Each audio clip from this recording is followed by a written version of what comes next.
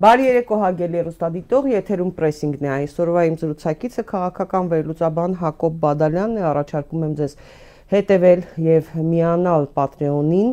եւ Telegram-յան նրա ալիքին, շնորհակալ եմ պարոն Բադալյան հրավերս ընդունելու համար։ Պարոն Բադալյան, այս օրերին մի քանի հայտարարություններ են արվել, որոնք ենթադրել են տալիս, եզրահանգում ենք որոնցից, որ այնուամենայնիվ Զանգեզուրյան Միջանցքի հարցը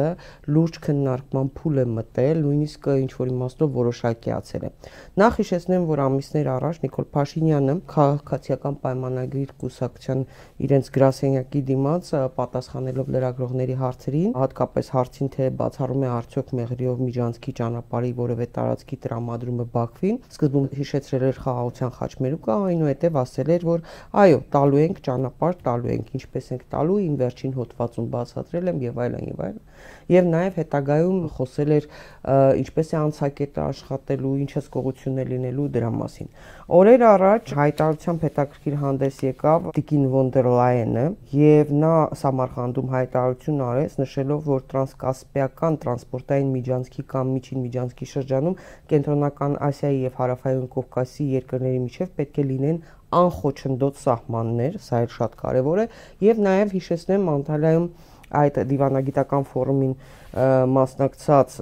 համաժողովի շրջանակում Արարատ Միրզոյանի հարցազրույցը Civilnet-ին, որտեղ նա բառացիորեն ասում է. հասկանում ենք, որ Ադրբեջանի եւ Նախիջևանի միջև ամենակարճ երկաթուղային կապը կարող է լինել Հայաստանի հարավով Մեղրիով անցնող երկաթուղին եւ Նախիջևանի տարածքով մեր երկրի տարբեր մասերը կապող երկաթուղին, ուստի այստեղ կարող ենք ունենալ սահմանահատման որոշակի պարզեցված, հեշտացված ընթացակարգեր։ Օրինակ, կարող են կիրառվել ժամանակակից տեխնոլոգիաներ, էլեկտրոնային սկաներներ կամ ուղարկող ապրանքների էլեկտրոնային նախապես հայտարարագրում, կապարակնքված վագոններ եւ այլն մեխանիզմներ եւ գործիքներ, որոնք թույլ կտան հնարավորինս խուսափել ֆիզիկական զննումից։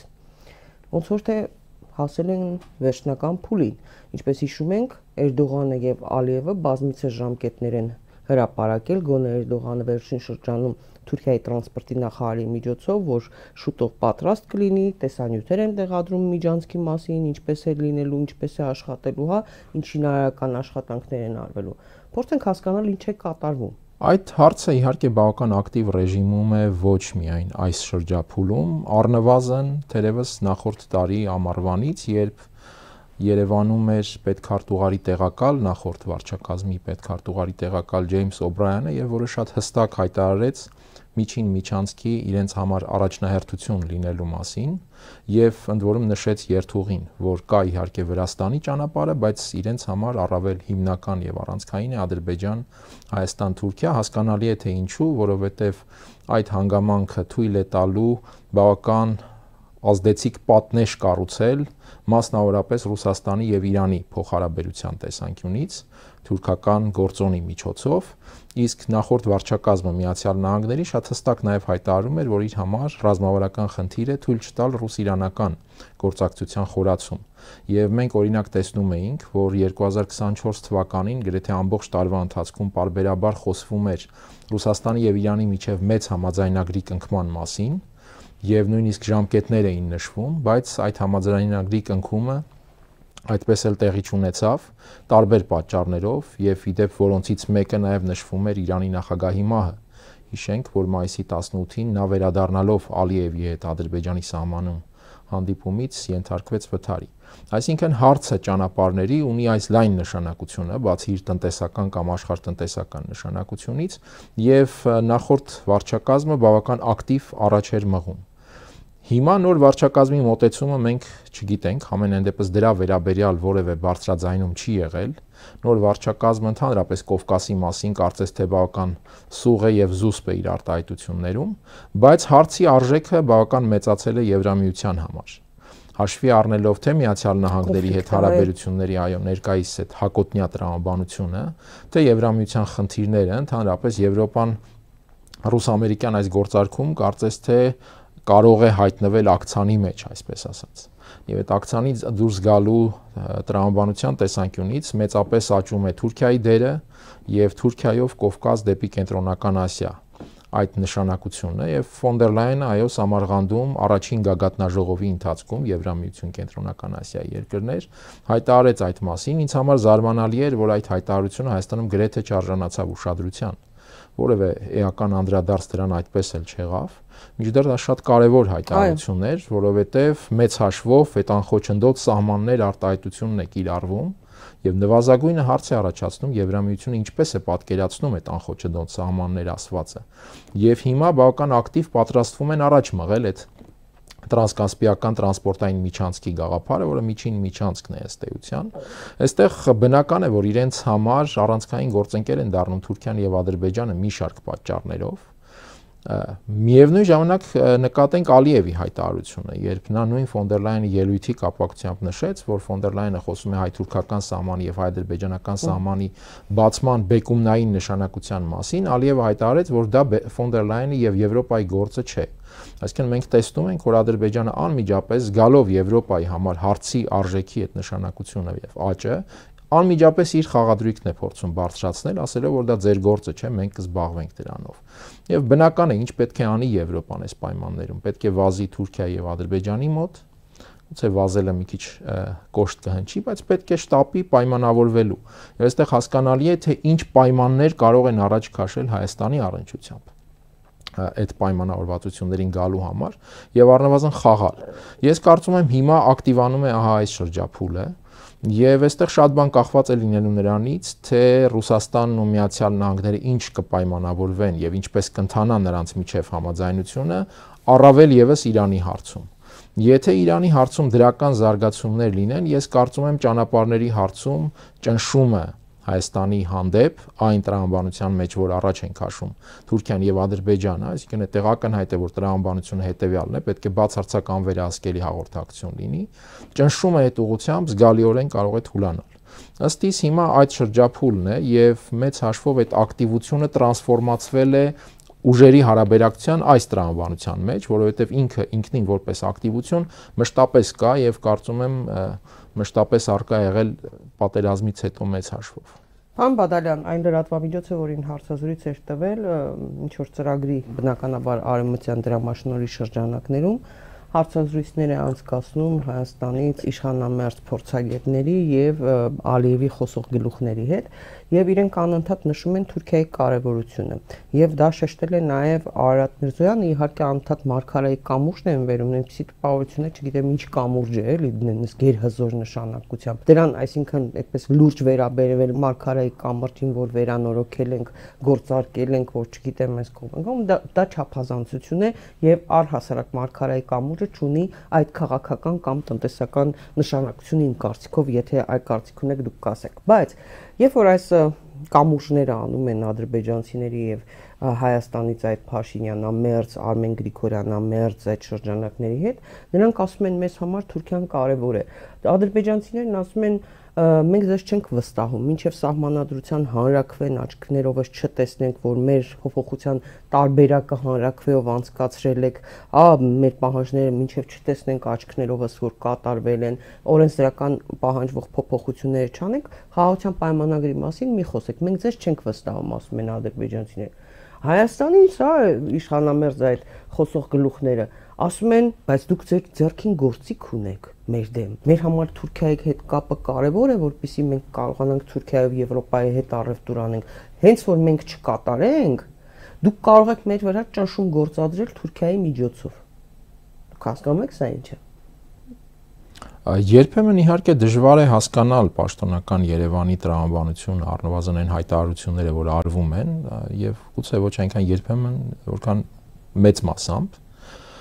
Եվ այդ առումով ինչու են կամ ինչպես են հնչում այդ հայտարարությունները դժվար է ասել, բայց ըստ իս Թուրքիան փոխարինելու է, օրինակ ասենք թե Ռուսաստանի հետ տնտեսական քաղաքական հարաբերություններին կամ Իրանի հետ փոխհարաբերություններին։ Ինչու են այսպես շեշտադրում Թուրքիայը։ Անկասկած ոչ, որովհետև դա կարող է փոխարինող լինել, եթե մենք պատկերացնենք փոխարինում ընդհանրապես եվրոպական տնտեսական տարածության իմաստով։ Իսկ այստեղ մենք հասկանում ենք, թե ինչ ծավալի եւ մասշտաբի խնդիրներ կան եւ ինչ ծավալի եւ մասշտաբի փոփոխություններ պետք է լինեն, որպեսզի հնարավոր լինի դիտարկել, որ եվրոպական տարածությունը կարող է լինել փոխարինող։ Այստեղ գործնական հեռանկարներ ես կարծում եմ չկան եւ հետեւաբար Թուրքիան չի կարող լինել Հայաստանի համար ինչ որ տնտեսական փոխարինող։ Այո, որոշակի տնտեսական էֆեկտ այդ տարանցումներից Հայաստանը կարող է ստանալ, բայց այստեղ խնդիրը հետեւյալն է։ Օգուտն է շատ չէ վնասը։ Ինչ է արժանալու այդ էֆեկտը, այսինքն եթե այդ էֆեկտը պետք է ստացվի այն պայմաններով, որ թելադրում են Թուրքիան եւ Ադրբեջանը, դա մեծ հաշվով էֆեկտ է հայկական պետականության, պետական ինքնության հաշվին, որովհետեւ խնդիրը նրանք դնում են շատ պարզ եւ շատ բաց, որ դուք պետք է ենթարկվեք մեր պայմաններին, պետք է ընդունեք մեր նախապայմանները, իսկ այդ նախապայմանների ամբողջ իմաստը, շատ է խոսվում այս մասին եւ ինքս էլ բազմիցս նշել եմ, ամբողջ իմաստն այն է, որ հայկական պետականությունը ոչ միայն ներկայում, այլ նաեւ ապագայում պետք է ենթակա լինի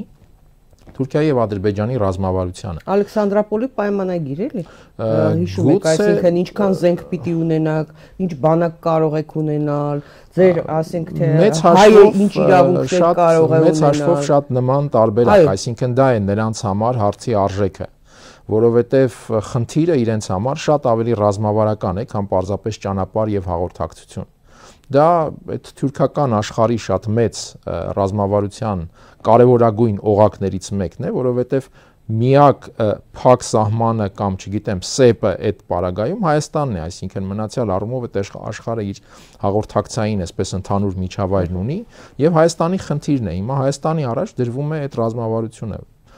Տարանցումներից տնտեսական էֆեկտ այո հնարավոր է ստանալ, բայց ստացողը այլևս չի լինի Հայաստանի Հանրապետությունը որպես պետություն։ Դա կլինի Հայաստանի Հանրապետությունը որպես տարածություն, որտեղ ինչ որ վարչական սուբյեկտություն կա, եւ այդ վարչական սուբյեկտությունը ստանում է ինչ որ տնտեսական դիվիդենդներ, եթե նույնիսկ այդ վարչական սուբյեկտության ռեժիմը պահպանվի, այսինքն բոլորովին բացառելի չէ, որ անգամ այդտեղ հավակնություններ դրսևորվեն եւ ինչ որ փոփոխություններ լինեն նույնիսկ այդ տեսանկյունից։ Հետաբար այստեղ շատ պարզ է գինը եւ այսպես ասենք էֆեկտի այդ հարաբերակցությունը, որը բացարձակապես Հայաստանի օգտին լինել չի կարող։ Այլ հարց է, որ ներկայիս միջավայրում, երբ բախվում են այդ ռազմավարությունները, Երևանը փորձի Թուրքիայի հետ հարաբերության այս հանգամանքը օգտագործել ինչ որ մանևրի համար։ Սա տարբերակ է եւ սա կարող է լինել հասկանալի տարբերակ, բայց դարձյալ այստեղ գլխավոր խնդիրը հետեւյալն է. այդ մանևրի արժեքը գինը, այսինքն արդյոք մանևրը լինում է այնպիսին, որ Հայաստանը չմանևրի իր ռեսուրսների, իր իրավունքների, իր սուբյեկտության հաշվին, որովհետև եթե դրա հաշվին է, սա պարզապես դանդաղ զիջում է, դանդաղ հանձնվել է, այլ ոչ թե մանևր։ Հիմա այստեղ ինչ է կատարվում հետնաբեմում շատ բարդ է ասել իսկապես, որովհետև մենք լսում ենք օրինակ Թուրքիայի արտգործնախարարի այդ հանդիպման առնչությամբ Հայաստանի արտգործնախարարը նշում է, որ համատեղ էներգետիկ ծրագրեր են առաջարկվում, քննարկվում, համատեղ ինչ որ առևտուր, ինչ է սա նշանակում, առարկայորեն ինչ խնդիրներ կան այստեղ, մենք չգիտենք։ Միայն սա իմանալով է հնարավոր ասել իսկապես։ Մանավանդ որ 7 տարի նույն դասանում մնացած կառավարության ներկայացուցիչներն են, ներքին անարդյունավետությունը աղետ են բերելու ստացվում է ավելի մեծ աղետի պատրաստ։ Երբ ներքին անարդյունավետությունը տեսնում ես, պատկերացնում ես, որ արտաքին տիրույթում ավելի արդյունավետ քաղաքականություն կամ քաղաքականության ավելի արդյունավետ իրականացում, դժվար է պատկերացնել եւ այս խնդիրը իսկապես կա։ Ես բազմիցս ասում եմ, որ ընդհանուր տրամաբանության մեջ հասկանալի է, որ պետք է հաշվի առնել իրողությունները, հաշվի առնել ուժերի փոխված հարաբերակցությունը եւ աշխատել ըստ այդմ բոլոր կողմերի հետ մեծ հաշվով, բայց ամբողջ հարցն այն է, թե այդ աշխատանքը ինչ բովանդակություն ունի, ինչի հաշվին է կատարվում այդ աշխատանքը եւ շատ կարեւոր է եւ ռազմավարական խնդիր է, որ այդ աշխատանքը չկատարվի Հայաստանի թե ինքնության, թե իրավունքների, թե սուբյեկտության հաշվին։ Առավել եւս եթե հիշում ենք, եղել է պատմաբանների հետ զրուցել եմ Ալեքսանդրապոլի պայմանագրի հետ կապված, մանավանդ որ ադրբեջանցիներն ու թուրքերը անընդհատ դա հիշեցնում են իրենց բոլոր հարցազրույցներում գրեթե հայաստորադասված էր, չգիտեմ, որ երրորդ ռանգի մարդ էր իր սահմանափակ իրավունքներով, այնինչ կարելի էր թուրքին, չէր կարելի հային, չէ՞, սա հիշում ենք իր բոլոր հետևանքներով։ Եվ պարոն Բադալյան, մարգարան անընդհատ աչքներս մտցնելը, դա ինչ է, այդ ինչ մի ներդրում է կարել, այդ ինչ մի նշանակություն ունի մարգարայի կամուրջը, որ ասում եք, համարձակություն չունեն ասելու Թուրքիային, դու ես փակել Թուրքիայի սահմանը, դու էլ բացի հայ-թուրքական սահմանը, մենք ենք փակել։ Այստեղ խնդիրը իհարկե հետեւյալն է, թե այդ համարձակությունը սպասարկելու ինչ ուժային բալանս ունենք, այսինքն այդ ցանկացած հայտարարության հետևում պետք է լինի ինչ որ ուժ, որը կարողանա հայտարարությանը տեր կանգնել։ Հա, դու փակել ես, հիմա դու վաճառում ես դրա բացելը մեր վրա, այդպես է ստացվում։ Ստացվում է այդպես ստացվում է ուժերի հարաբերակցությունից ելնելով եւ այդպես է ըստ էության միշտ, այսինքն պատերազմից հետո իհարկե այդ հարաբերակցությունը շատ ավելի է ծավալվել հօգուտ Թուրքիայի, բայց այդպես է եղել միշտ եւ օրինակ եթե հիշենք Հայաստանը մշտապես հարցը դրել է բացման շուրջ առանց նախապայմանների պայմանավորվելու տրամաբանության մեջ եւ երբեք այսպես միարժեք չեն հայտարարել, որ դուք փակել եք, դուք էլ բացեք, մեզ դա չի հետաքրքրում։ Հա, բայց ելույթներում ասվել է, ելույթներում դա գոնե ասվել է։ Խնդիրը հետեւյալն է, Թուրքիայի հետ սահմանի հարցը ինքը բավական տարողունակ եւ բազմաշերտ հարց է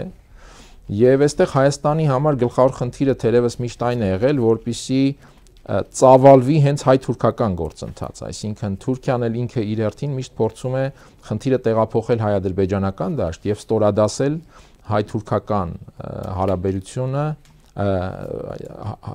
Հայաստանի հետ հարցը ստորադասել հայ-ադրբեջանական հարաբերությանը, ասելով, որ սա է ձեր տրամաչափը։ Հա, դուք պետք է իրենց հետ պայմանավորվեք, իրենց բոլոր պահանջները կատարեք Ադրբեջանի։ Փոքրերն եք Կովկասի, Կովկասը իմ ազդեցության գոտի է եւ ես հավակնում եմ մեծացնել այդ ազդեցության գոտում իմ ներկայությունը եւ ես ձեզ հետ չպետք է խոսեմ որպես առանձին միավոր, դուք պայմանավորվեք Ադրբեջանի հետ եւ հետո ես ձեզ, այսպես ասած, որպես բոնուս կտամ հայ-թուրքական հարաբերության կարգավորում։ Սա է Թուրքիայի մոտեցումը եւ ցավոք սրտի սա է եղել միշտ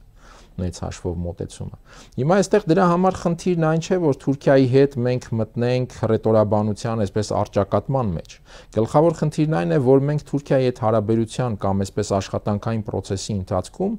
դա չանենք մեր իրավունքների հաշվին, ինչպես նշեցի, մեր սուբյեկտության եւ ինքնության հաշվին։ Եվ փորձենք ընդհանրապես կառուցել այդ հարաբերությունը։ Հիմա սա ստացվում է թե ոչ, կրկնեմ, շատ բարդ է ասել, բայց այդ նույն մարգարան եւ այլն, այստեղ ես տեսնում եմ երկու խնդիր, մեկը այն, որ Հայաստանի իշխանության համար այս թեման նաեւ ենթակա է լինելու ներքին կապիտալիզացիայի, այսինքն արժևում ընտրություն է, արտահերթ թե հերթական, չգիտեմ, բայց ընտրություն է եւ այստեղ մենք տեսնում ենք, որ իշխանությունը շատ սուղ բաներ ունի ներկայացնելու հանրությանը որպես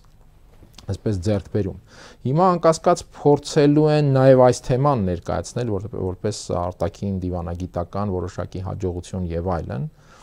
որքան կստացվի սա այլ խնդիր է, բայց նաև կա այդ մյուս հարցը, այսինքն առավելագույնը անել, որպեսզի Թուրքիան այդուհանդերձ հարաբերվի Հայաստանի հետ եւ հնարավորինս դուրս բերել հարցը հայ-ադրբեջանականին ստորադասելուն։ Սա շատ բարդ խնդիր է, ես նույնիսկ չգիտեմ Երևանը կարող է դա լուծել թե ոչ, բայց այս մոտեցումների մեջ տեսնում եմ այս շերտը։ Գուցե սա լավատեսություն է, այսինքն այն չկա, բայց ես փորձում եմ տեսնել, բայց համենայն դեպս սա խնդիր է, որ Հայաստանի առաջ է միշտ եւ Հայաստանը պետք է կարողանա լուծել այս խնդիրը։ Այստեղ հետաքրքիր է նաեւ թե դրան զուգահեռ ինչ զարգացումներ են տեղի ունենում այդ Եվրամիության այսպես կոչված իբրև թե Հայաստանի անդամակցության շուրջ։ Հիմա հաշվի առնելով այն հայտարարությունները, ինչպես դուք հիշեցրեցիք, այո, ԱՄՆ նախկին պետքարտուղարի տեղակալ Օբրայենի հայտարարությունները, Տիկին ֆոն դեր Լայենի զարգացումները եւ այլն, այսինքն նրանք դիտարկում են Եվրոպա-Թուրքիայի միջոցով կապ, հա, այսինքն տարանցիկ ճանապարհ, հիմա հասկանալի է դառնում ինչ որ իմաստով, թե ինչու են, այսպես ասած, մեկնարկել Եվրամիության անդամակցության այս process-ը։ Մի կողմից, այո, շատերը մասնագետները նշում են, որ սա ընդհանցակալ գոյություն ունի որոշակի, որով երկրները դիմում են Եվրամիության անդամակցության ճանապարհային քարտեզ կա եւ այլն աշխատանքներ են, չէ՞, տարվում մինչեւ դիմելը։ Հայաստանը դա չի անում, բայց կառավարությունը որոշում է կայացնում, ազգային ժողովում քվեարկության է դրվում, հիշեցնեմ հեռուստադիտողին, որ ազգային ժողովը 64 կողմ 7 դեմ ձայներով երկրորդ ընթերցմամբ եւ ամբողջությամբ ընդունեց մարտի 26-ին Եվրոպական միությանը Հայաստանի Հանրապետության անդամակցելու գործընթացի մեկնարկի մասին օրենքը եւ որը նաեւ ստորագրեց արդեն Հանրապետության նախագահ Վահագն Խաչատուրյանը։ Այստեղ հետաքրքիր է իհարկե Հայաստան խմբակցության պահվածքը, որ իրենք պարզապես չմասնակցեցին, հա, երբ որ ցանկացած հարցի քննարկման մասնակցում են, քվեարկում են բազմաթիվ հարցերի շուրջ իրենց տեսակետներն են արտահայտել քվեարկությամբ, բայց Այս process-ը հետաքրքիր է այս զարգացումներին զուգահեռ։ Հիմա մի կողմից կեղծ process է ինքը, որովհետև ընթացակարգին չի համապատասխանում։ Մյուս կողմից հաշվի առնելով Միացյալ Նահանգների Եվրոպայից առճակատումը կարող են արագացված ընթացակարգով ինչ-որ մի բան, սիմվոլիկ մի բան տալ, ոչ թե անդամակցություն, սա անդամակցություն չի լինելու, կարծում եմ։ Եվ Ռուսաստանի կոշտ արձագանքը, որովհետև եթե fake process է, կեղծ process է, ինչի է մտահոգվում Ռուսաստանը եւ Մեդվեդևի, Լավրովի, Օվերչուկի փոխվարչապետ մակարդակով, նաեւ խնդրեմ Գալուզինի արտգործնախարարության փոխնախարար Գալուզինն էլ օրերս հայտարարություն արեց, այս պաշտոնյաների մակարդակով նման հայտարարություններ է անում։ Փորձենք սա հասկանալ, ինչքանով կապ ունեն այս զարգացումները ԵՄ այդ, այսպես ասենք, անդամակցության այդ process-ի հետ։ Ռուսաստանի արձագանքների մասով իսկ գուցե եթե չարձագանքեն բոլորի մոտ համոզվածություն լինի, որ սա fake process է, եւ Ռուսաստանի արձագանքները ստեղծում են հենց իրական process-ի տպավորություն, որովհետեւ գուցե Ռուսաստանին պետք է նաեւ այդ process-ը։ Այսինքն ես ամենևին չեմ բացառում նաեւ այդպիսի սցենարները, ես այս մասին խոսել եմ բարբերաբար։ Գրեթե 2 տարի իմ գնահատմամբ Ռուսաստանը Կովկասում վարել է, եթե հիմա համարենք, որ գուցե փոփոխության նշաններ կան, բայց վարել է, այսպես ասած, տակտիկական նահանջի քաղաքականություն, որը պայմանավորված էր նրանով, որ էապես սահմանափակվել էին Ռուսաստանի հնարավորությունները, մեծապես խնդրահարույց էր դարձել ուկրաինական ուղղությունը, եւ Ռուսաստանին պետք էր նվազ պատասխանատվություն Կովկասում, որովհետեւ դա խնդրեմ էր, եթե առաջանային ինչ-որ հարցեր, իսկ պատասխանատվությունը լինի Ռուսաստանի վրա։ Հետեւաբար ես միշտ համարել եմ, որ այդուհանդերձ Հայաստանի այս քաղաքականությունը տակտիկական իմաստով բավարարել է նաեւ Ռուսաստանին։ Եվ Ռուսաստանը մշտապես բարձրաձայնում էր, որ ինքը չի հանդուրժի ռազմավարական ռիսկեր ռեգիոնում իր ռազմավարական կարմիր գծերի հատումներ եւ այլն, եւ գոնե առայժմ Հայաստանը այդ ռիսկերը Ռուսաստանի համար չի առաջացրել։ Կրկնեմ, ինչ վերաբերում է այդ հայտարարություններին, ապա այսպես մի քիչ պարզեցված, եթե ասենք, ժանրի կանոն է եւ դարձյալ այդ ռազմավարական ռիսկերի հիշեցման հանգամանք, առավել եւս, որ իսկապես այս process-ը տակտիկական քաղաքական process է իմ համոզմամբ, ըստ իս Երևանը շատ լավ, առնվազն Նիկոլ Փաշինյանի մակարդակով շատ լավ պատկերացնում է, որ Եվրամիությունը բացարձակ հետաքրքրված չէ Հայաստանի անդամակցությամբ եւ ոչ միայն Հայաստանի անդամակցությամբ, եւ ես կարծում եմ Կովկասում ընդհանրապես որևէ անդամակցությամբ, այս մասին էլ առիթ ունեցել եմ շատ խոսելու նաեւ ձեր տաղավարում, եթե Թուրքիան Եվրամիության անդամ չէ, ապա Կովկասում Եվրամիության որևէ անդամ կամ անդամներ ըստ էության հայտնվում են անկլավային վիճակում։ Եվ հարց է առաջանում Եվրամիությանը առավել եւս այսօր, երբ այդ կառույցը ինքն իր ճակատագրի վերաբերյալ դեռ կարևոր որոշումներ ունի կայացնելու։ Արդյոք իրենք կարող են մտածել Հայաստանի կամ նույնիսկ Վրաստանի անդամակցության մասին, Ադրբեջանի մասին էլ չեմ խոսում։ Եվ նաև Վրաստանի քաղաքականությունը, երբ վրացիները որոշակի այսպես ասած նահանջ թույլ տվեցին, իրենք էլ շատ լավ հասկացան, որ այդ անդամության օրակարգը Եվրամիության համար այլևս հրատապ օրակարգ չէ։ Եվ իրենք հասկացան, որ այդտեղ որևէ բան չկա այլևս անելու, բացի այն, որ դրանով առաջ շարժվելը ընդհանրապես կարող է խնդիրներ առաջացնել եւ Վրաստանին դարձնել պարզապես պոլիգոններից հերթականը։ Եվ սա է պատկերը ըստ իս, հիմա ես չեմ պատկերացնում, որ Եվրամիության համար տեսանելի ապագայում այս հարցը կարող է դառնալ հրատապ օրակարգի հարց։ Եվ սրա վկայությունն է նաև այն, որ Երևանի այս քայլերին մեծ հաշվով բարձր աստիճանի քաղաքական արձագանք Բրյուսելից չի եղել։ Ես չեմ հիշում որևէ բարձրաստիճան պաշտոնյայի հայտարարություն, որ այո, դուք կարող եք դառնալ Եվրամիության անդամ եւ սրա մասին ես էլի առիթ ունեցել եմ ասելու, Եվրամիությունը թերևս ինքն էլ չի ուզում հավատալ անգամ Հայաստանի, այսպես ասած, ձգտման։ Եթե Հայաստանը Եվրամիությունը հիմա ես կարծում եմ ոչ, ընդհակառակը որովհետեւ սա մի շարք պատճառներ ունի։ Եթե Հայաստանը անգամ ամենամեծ անկեղծությամբ ձգտի Եվրամիության, ես կարծում եմ Եվրամիությունը շարունակելու է չհավատալ այդ անկեղծությանը ուղղակի կամ անուղղակի իմաստով։ Ինչու՞։ Որովհետև հավատալ Հայաստանի այդ անկեղծությանը դա նշանակում է ստանձնել պատասխանատվություն Հայաստանի համար։ Եվ ստանձնել պատասխանատվություն այս ռեգիոնում, այս բարդ ռեգիոնում, որտեղ տեսնում ենք ինչպիսի շահեր եւ ռազմավարություններ են բախվում, դա նշանակում է կապել սեփական ձեռքերը։ Հիմա Եվրամիությունը որոշակի իմաստով մտել է պատասխանատվության տակ այդ դիտորդները եւ այլն, բայց դրանից ավելին ես կարծում եմ իրենք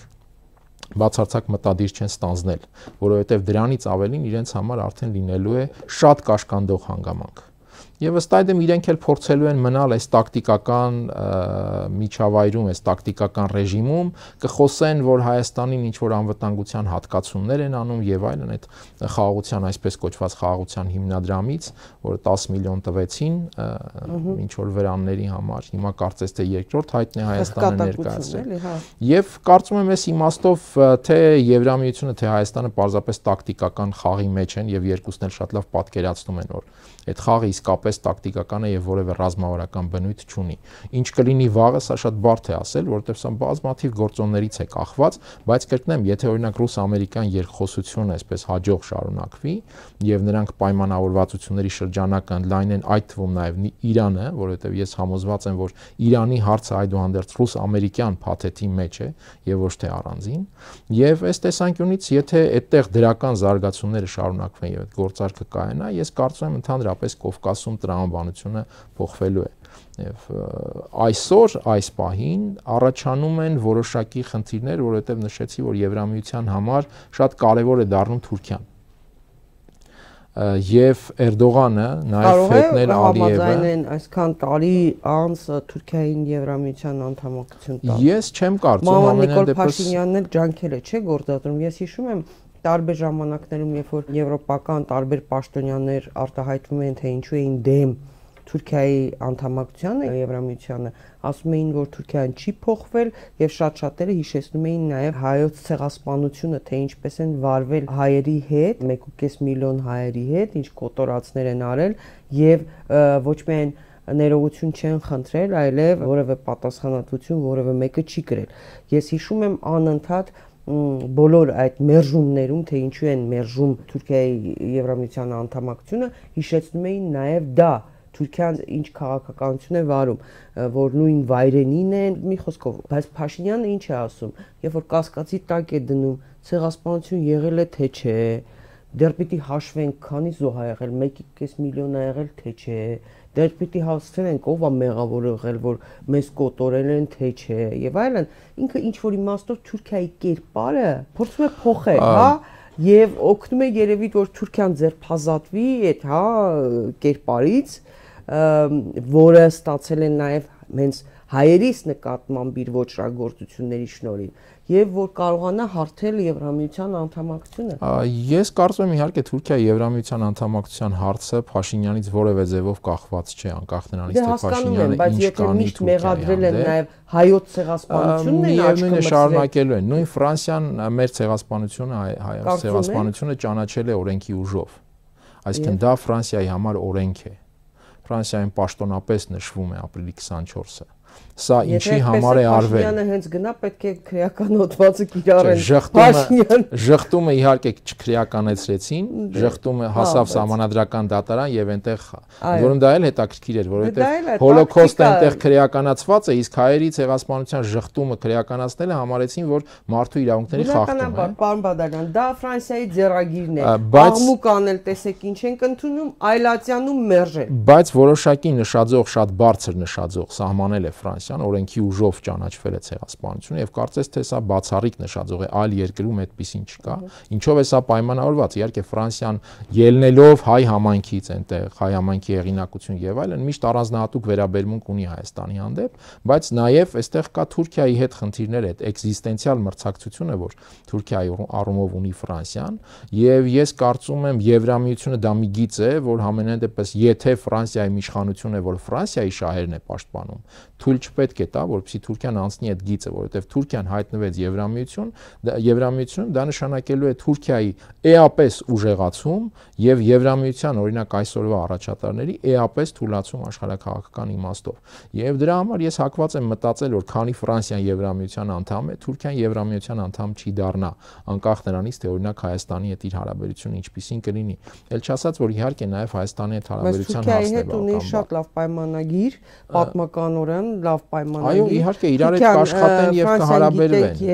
Եվ տնտեսական համագործակցություն իրար հետ կաշխատեն եւ կհարաբերվեն, բազմաթիվ հարցերում կպայմանավորվեն, օրինակ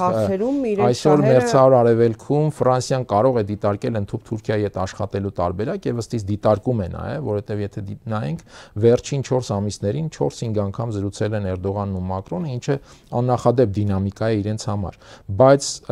կա ռազմավարական մակարդակ, որտեղ արդեն շահերը այնպիսին են, որ իմ պատկերացմամբ ամենայն դեպս չեմ կարծում, թե Ֆրանսիան կհամաձայնի, որպեսզի Թուրքիան լինի Եվրամիության անդամ, եւ ի վերջո այդ բարձր նշաձողերը դիցուք նաեւ մեր հարցում, հայկական հարցում, երբ սահմանվել են, ես կարծում եմ սահմանվել են նաեւ այդ հաշվարկով, եւ չեմ կարծում, որ Ֆրանսիան միակ երկիրն է, որը դեմ է լինելու Թուրքիայի անդամակցությանը, ավելին մեկ այլ բան ասեմ, ըստ իս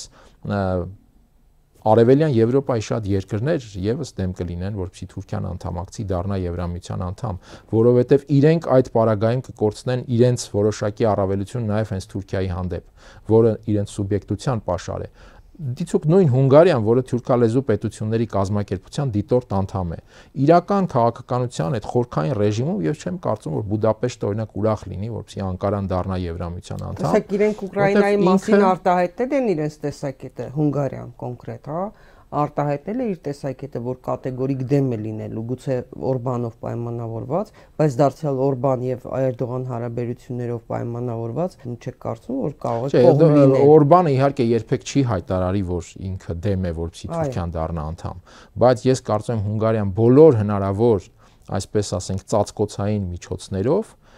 կփորձի առնվազն չոժանդակել այդ հեռանկարին։ Եվ բացի Հունգարիայից այնտեղ կա Ռումինիայի հարցը, Բուլղարիան կա, այսինքն Թուրքիայի անդամակցության հարցը իսկապես մի շարք բարիերներ ունի իր առաջ Եվրամիության անդամ դառնալու։ Հիմա Եվրամիությունը փորձում է ինչ-որ պայմանավորվածությունների գալ Թուրքիայի հետ։ Ես նշեցի, որ դերը բարձրացել է եւ թուրքերը իրենք փորձում են խաղադրույքը բարձրացնել, երբ Ալիևը հայտարարում է, որ Եվրոպան գործ չունի հայ-թուրքական եւ հայ-ադրբեջանական սահմանի հետ, դա անկասկած հայտարարում է իմանալով նաեւ Էրդողանի տրամադրությունը։ Այլապես նա կխոսեր հայ-ադրբեջանականի մասին, բայց հայ-թուրքական սահմանի մասին չէր խոսի այդ տոնով։ Եվ հետեւաբար այստեղ ոչ թե Էրդողանի փոխարեն է պատասխանում, այլ Նիկոլ Փաշինյանի տեղն է պատասխանում։ Դե ես իհարկե կարծում եմ այստեղ մի քիչ խաղադրույքները ավելի բարձր են։ Մեր փոխարեն պատասխանել է կամ մեր փոխարեն տեսակետը։ Դե մենք հիմա տեսնում ենք, որ օրինակ Հայաստանը այդ Եվրամիության անդամակցության օրենքն է ընդունում, այսինքն փաստացի գոնե առերևույթ Հայաստանը չի դրսևորում վարքագիծ, որ Եվրոպայի հարցը չէ դա։ Եվ այս տեսանկյունից ես կարծում եմ նույնիսկ, որ Հայաստանն էլ այս քայլերով իր տրամաբանությամբ է փորձում իր խաղադրույքը բարձրացնել Եվրոպայի համար, որովհետեւ Եվրոպայի համար որոշակի բարդություններ լինեն մեր հաշվով թուրքերի եւ ադրբեջանցիների հետ պայմանավորվելու համար։ Այս բարդ խաղն է տեղի ունենում իմ գնահատմամբ եւ այստեղ իսկապես կան մարտահրավերներ, լուծելու խնդիրներ։ Մենք տեսնում ենք մեկ այլ կարևորագույն հարց, որը Հայաստանում հիմնականում հուզական մակարդակում ընկալվեց։ Ես այս մասին խոսում եմ 2021 թվականից, երբ Ադրբեջանը պատերազմից կարճ ժամանակ անց որոշում կայացրեց Վատիկանում ունենալ դեսպանություն, ռեզիդենտ դեսպան։ Եվ ես նշեցի, որ Ադրբեջանը էապես ակտիվացնելու է իր աշխատանքը Վատիկանի ուղղությամբ։ Եվ տեսակ վերջերս, այո, մենք հիմա տեսնում ենք, եւ այստեղ ակնհայտ է, որ մենք բավական մեծ բաց ունենք այդ ուղղությամբ, իսկ Վատիկանը, այդպես եթե Ստալինին հիշենք, ոչ մի դիվիզիա չունեցող, բայց միջազգային քաղաքականության մեջ առանցքային դերակատար է, հիմնարար դերակատար եւ նաեւ եվրոպական քաղաքականության ձևավորման տեսանկյունից։ Հիմա այստեղ այս հարցերը եւս մենք պետք է ուշադրության արժանացնենք, որովհետեւ Վատիկանի հանգամանքը աճում է նաեւ Թրամփի այս վարչակազմի դավանաքաղաքական բավական բարձր բաղադրիչի տեսանկյունից։ Տեսնում ենք, որ Թրամփը այս բաղադրիչը իր երկրորդ, այսպես ասած, այս գալստյան տրամաբանության մեջ բավական բարձրացրել է եւ այս տեսանկյունից նաեւ ավելի կարևոր է դառնում Վատիկանը թե եվրոպական քաղաքականության եւ թե ընդհանրապես միջազգային քաղաքականության համատեքստում։ Այստեղ անելիքները ըստ այդմ բավական շատ են Հայաստանի համար եւ չգիտեմ դարձյալ հանգում ենք հետեւյալին, Հայաստանը կարողանում է սպասարկել արդյոք այդ անելիքները թե ոչ։ Կարողանում է։ Ըստ իս մասնակի հաջողությամբ, բայց ամբողջապես գնահատելու համար ես ինքս չունեմ ամբողջական տեղեկատվություն։ Որտեղ նույն Եվրամիության հաշվով մենք ինչ արդյունքներով են դատում, ինչ արդյունքներ։ Այն հարաբերական կայունությունը, որ այս շրջանում կա, չնայած ռիսկերի առկայությանը, կարող է լինել դրա արդյունքներից մեկը, կրկնեմ, հարաբերական կայունությունը, որ շատ վտանգավոր, այսպես ասած, չակերտավոր, եթե կարող ենք ասել, հա, այս 44 օրյայից հետո մենք էլի ունեցել ենք, հա, կորուստներ եւ տարածքային եւ մարդկային եւ այս մի քանի ամիս կարելի է ասել, հա, այս հարաբերական վտանգավոր կայունությունը ինչ որ բան նախապատրաստվելուց առաջ է սովորաբար լինում։ Անկասկած այդ կայունությունը չի կարող լինել հանգստանալու, այսպես ասենք, պատճառ։ Ոչ միայն կրակոցները չեն դադարել, այլ մենք տարածքային ու այլ կորուստներ ենք ունենում։ Ես միշտ նշում եմ, անգամ եթե Ադրբեջանը ոչ մի փամփուշտ չկրակի, եթե Ալիևը ոչ մի ագրեսիվ հայտարարություն չանի, Հայաստանի ռազմավարությունը Ադրբեջանի հանդեպ եւ մարտավարությունը նաեւ պետք է լինի հետեւյալը՝ մշտական ագրեսիայի կանխավարկածով, առաջնորդվել մշտական ագրեսիայի կանխավարկածով, որտեղ Ադրբեջանը երբեք չի հրաժարվելու Հայաստանի հանդեպ իր այդ առավելապաշտությունից։ Ինքը միշտ պատրաստվելու է պատերազմի եւ միշտ պատրաստ է լինելու ուժային որևէ սցենարի։ Հետեւաբար իհարկե այդ կայունությունը որքան էլ որ հարաբերական այսօր առկա է, դա օպերատիվ նշանակության հարց է։ Վաղը կարող է իրավիճակը փոխվել։ Հիմա հենց այդ վաղը փոխվելու շահառուներից մեկը կարող է լինել Եվրոպան, ինչու նշեցի ամերիկա-ռուսական այս գործարքից դժգոհությունը եւ Եվրոպա ասելով չմոռանանք նաեւ Բրիտանիային։ Եվ այս տեսանկյունից խնդիրները պահանջում են, որովհետեւ մենք կարողանանք կառավարել այդ ռիսկերը նաեւ Եվրոպայի հետ աշխատանքով։ Այստեղ այլ հարց է, օրինակ նույն եվրոպական օրակարգում հիմա խոսվում է, որ նոր գործընկերային նոր ինչ-որ փաստաթուղթ են մշակում եւ հայտարարվեց նույնիսկ, որ դա պատրաստ է, արդեն կան պատրաստվում է։ Շատ հետաքրքիր է ինչ բովանդակության փաստաթուղթ է դա։ Եվ ընդհանրապես որն է դրա իմաստը, եթե կա ՍԵՊԱ-ն 17 թվականին կնքված։ Արցախի մասը հանի։ Այո, ես դրա մասին նշել եմ։ Կարևոր ձեռքբերում էր, որովհետև 17 եւ ավելի կարծեմ պարլամենտներ վավերացրել են ՍԵՊԱ-ն։ Բոլոր երկրները, Եվրամիության բոլոր երկրները։ Այո, Եվրամիության բոլոր երկրները դա վավերացրել են։ ՍԵՊԱ-ի կարևորությունը դրանով էր պայմանավորված, եւ Արցախի ինքնորոշման իրավունքներ եւ մեր բոլոր պահանջները արձանագրված էին, բացի դա նաեւ վիզաների ազատականացման հարցը կար։ Ինչի՞ եք ուզում ՍԵՊԱ-ն ջրեք։ Մեծ հաշվով դա չափազանց տարողունակ փաստաթուղթ էր բոլոր ոլորտների առումով եւ ընդ որում ինչն է ուշագրավ, այդ փաստաթղթի գրեթե 50%-ը կարելի է համարել իրականացված, այսինքն այդ փաստաթուղթը դեռևս իրականացված չէ։ Հետեւաբար առավել եւս հարց է առաջանում, ինչու պետք է նոր գործընկերային ինչ-որ փաստաթուղթ։ Այդտեղ բերում են այն, որ անվտանգության բաղադրիչ է մտնում եւ այլն, ես համարում եմ սա քարոզչություն է պարզապես։ Եվ այս տեսանկյունից առանցքային ըստիս հետեւյալն է, Եվրամիությունը ազատվում է այդ ՍԵՊԱ-ում Արցախի վերաբերյալ արձանագրումից, որտեղ նշվում են այդ 3 սկզբունքները, խաղաղ կարգավորումը, Մինսկի խմբին հղումը, հիմա եթե դա ունի իրավական ուժ, այսինքն վավերացված է պարլամենտներում, մշտապես կա հարցի տեղիք Եվրոպային, որ մենք ահա ունենք այս արձանագրումը։ Ադրբեջանը այս բոլոր արձանագրումները ոտնահարել է, խախտել է ագրեսիայով եւ ինչպիսին է Եվրամիության վերաբերմունքը։ Ցավոք սրտի ինչպիսին է վերաբերմունքը մենք տեսանք Միշելի քաղաքականությամբ։ Ընդ որում այստեղ շատ դարձյալ մի հայտարարություն, որը Հայաստանում գրեթե էլի աննկատ մնաց, նախորդ տարեվերջին Միշելին ընդունելով, այդպես հրաժեշտի, այսպես ասած, այցով, այդ COP29-ի շրջանակում էր, Ալիև արեց մի շատ հետաքրքիր հայտարարություն, որ ողջունում է Միշելի միջնորդական ջանքը այդ գործընթացում, բրյուսելյան գործընթացը, որտեղ ձևավորվել են հայ-ադրբեջանական խաղաղության գործընթացի առանցքային օրակարգային հարցերը։ Դե ճիշտ է ասել Ալիևը։ Իհարկե ճիշտ է ասել։ Եվ նաև ուշադրության արժանացնենք այն հանգամանքը, որ Միշելը պաշտոնավարման ավարտին փաստորեն COP29-ի առիթով գնաց Ադրբեջան, իսկ Հայաստան չեկավ։ Ինչին է պետք գա։ Այն դեպքում, երբ դրա իր նախորդը Դոնալդ Տուսկը պաշտոնավարման ավարտին 2019-ին այցելեց բոլոր 3 երկրներ Կովկասի, այդ թվում Ադրբեջան, Հայաստան եւ Վրաստան։ Ալիևը շատ ճիշտ է ասել, որովհետեւ Շարլ Միշելի ձեռքով, այդ եվրոչինովնիկի ձեռքով կարողացավ ստանալ ամեն ինչ, բայց ոչ էլ Եվրոպան պետք է Հայաստանում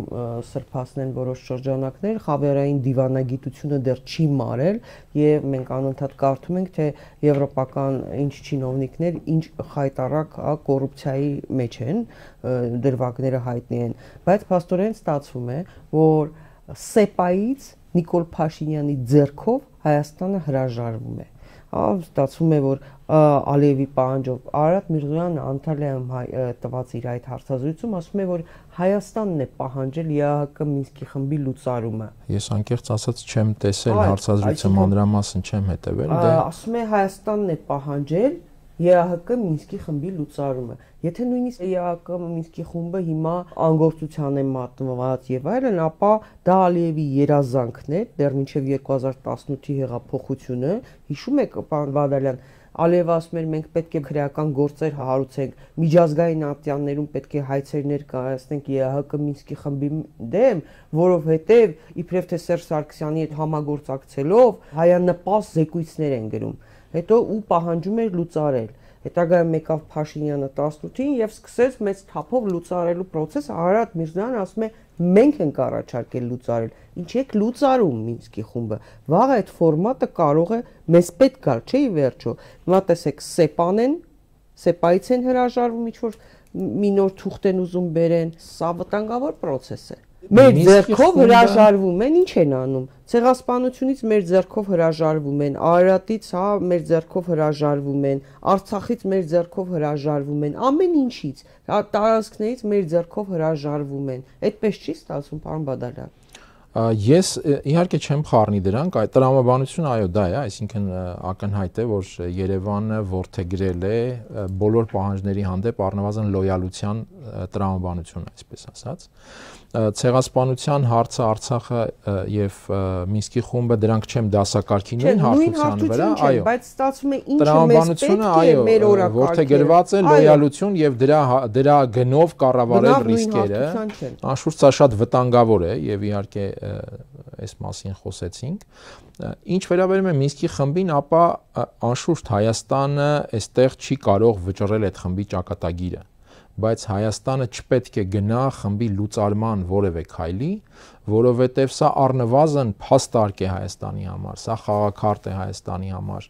եւ եթե նույնիսկ այդ լուծարման հարցը գա օրակարգ հենց ԵԱՀԿ շրջանակում կամ այդ խմբի շրջանակում, Հայաստանը այստեղ ունի հարցեր, այսինքն դնելու, գործունեությունը քննելու եւ այլն։ Ինչ խնդիր է դրված եղել խմբի առաջ, ինչով է պայմանավորված եղել այդ մանդատը, որքանով է գործընթացը համապատասխանել այդ մանդատին, Ադրբեջանի ագրեսիան համապատասխան եղել է այդ մանդատին թե ոչ, այսինքն այստեղ մենք առնվազն հարցեր տալու հնարավորություն ունենք եւ Ադրբեջանը դնում է այդ լուծարման հարցը, որովհետեւ այդ մենք հարցեր տալու հնարավորությունից զրկվենք նաեւ, ընդհանուր առմամբ իհարկե մաքրել իր հանցանքի հետքը, որովհետեւ Մինսկի խումբը դա Ադրբեջանի հանցանքի հետքն է, ագրեսիան Արցախի հանդեպ, ագրեսիա Հայաստանի հանդեպ, Մինսկի խումբն է, որ իր գոյությամբ եւ այդ process-ով ակնառու է դարձնում, որ դա եղել է հանցանք։ Հիմա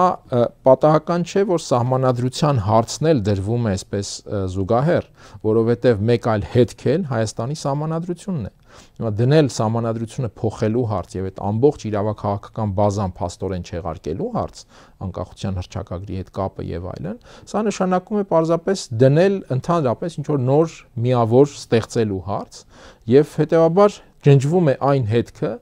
որ Ադրբեջանը ունի նախկին միավորի ճակերտավոր այդ իրենց տրամաբանության մեջ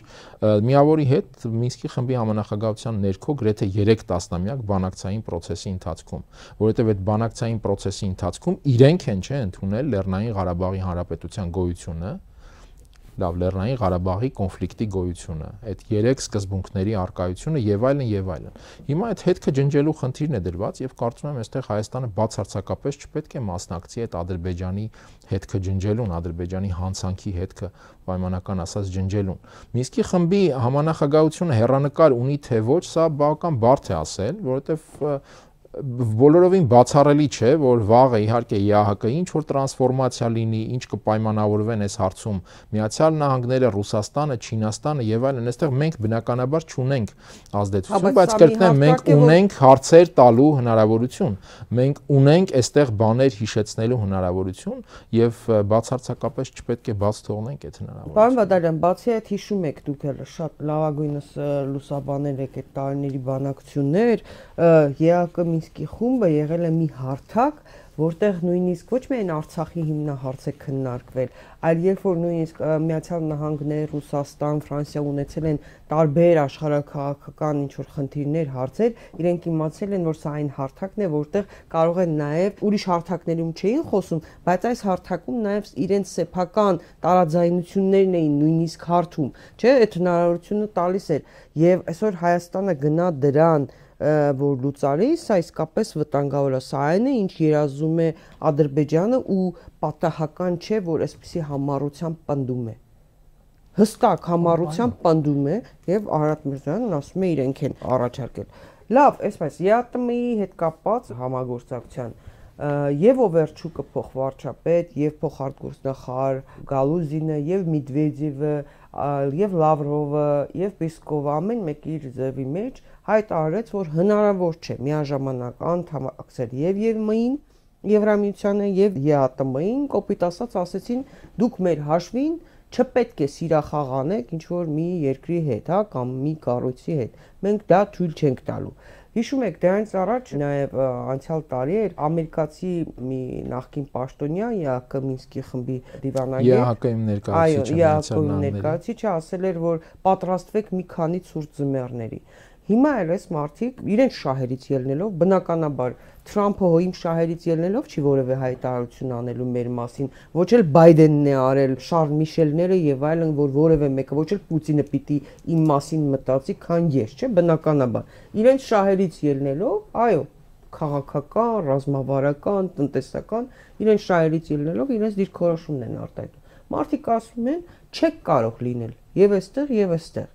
օբյեկտիվորեն եւ ասում են, թե դա ինչ հետևանքներ կարող է ունենալ։ Ենթադրենք Օվերչուկը չի ասում, եթե Օվերչուկի անունը լիներ Շարլ Միշել, հաստատ հակառուսական թևը ասելու էր ճիշտ է, չէ՞ ասում։ Հիմա ասում են, հա բա իհարկե ցավոտ պիտի լինի, բայց ինչի պետքա բան անենք, հա, մենք լսենք թե Ռուսաստանն ինչ ասում։ Մեր շահերը ինչ է ենթադրում։ Մենք ինչ պետք է անենք։ Մենք պետք է դուրս գանք ԵԱՏՄ-ից։ Այսօր դա չի բխում իհարկե մեր շահից, այսինքն մենք այսօր այդ քայլը անելով կհայտնվենք տնտեսական փոսում, չստանալով որևէ այլ դիվիդենդ։ Եվ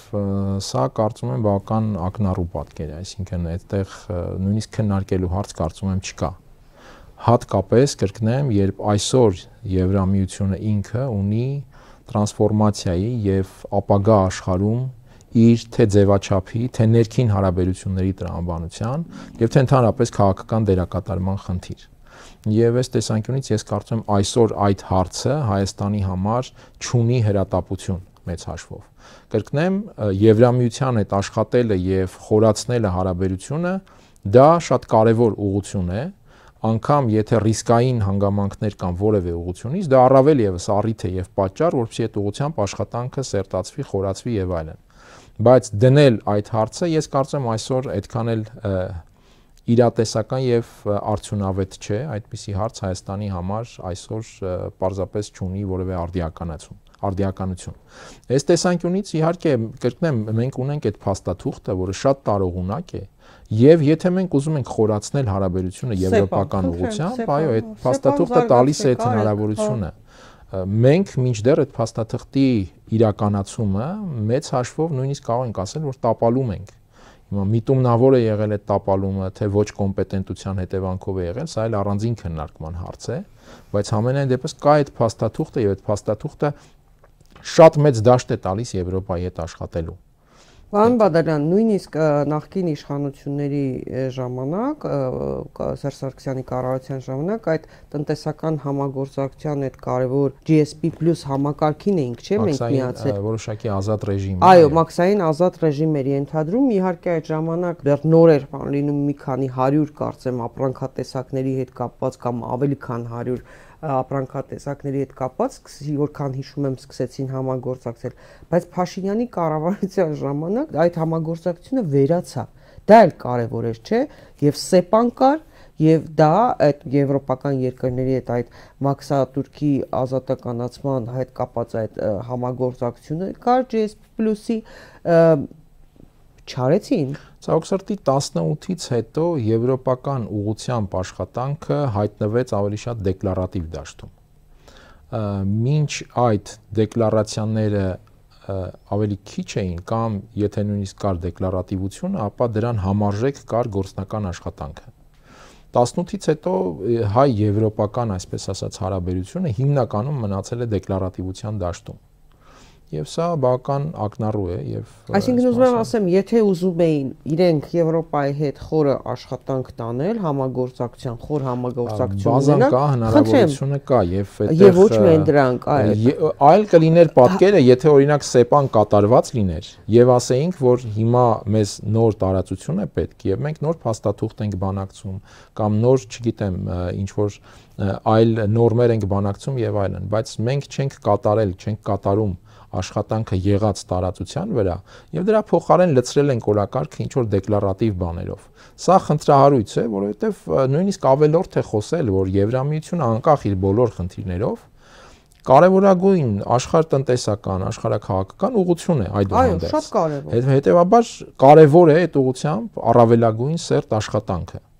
Բայց մենք տեսնում ենք ցավոք սրտի, ինչպես նշեցի, որ այդտեղ ավելի շատ դեկլարատիվություն է։ Եկեք անկեղծ լինենք, Հայաստանի քաղաքացիներին ամենաշատը ինչն է հետաքրում։ Վիզաների ազատականացումը, այո։ Ես կարծում եմ, այո։ Վրաստանի քաղաքացիներին էլ չի դա հետաքրում։ Մեծ հաշվով քաղաքացիներին բոլոր տեղերում դա է, չէ՞, որ ազատ կարողանան գնալ գալ։ Սա է հետաքրում։ Սեպայի մեջ կա վիզաների ազատականացման հարցը դրված է։ Աշխատեք այդ ուղղությամբ, ինչի եք սա բերում։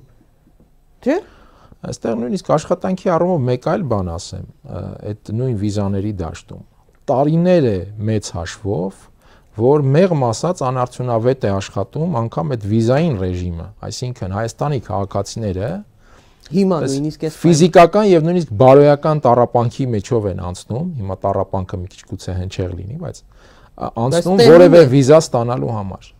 Այդ հարցը արդեն քանի տարի է հնարավոր չի լինում լուծել։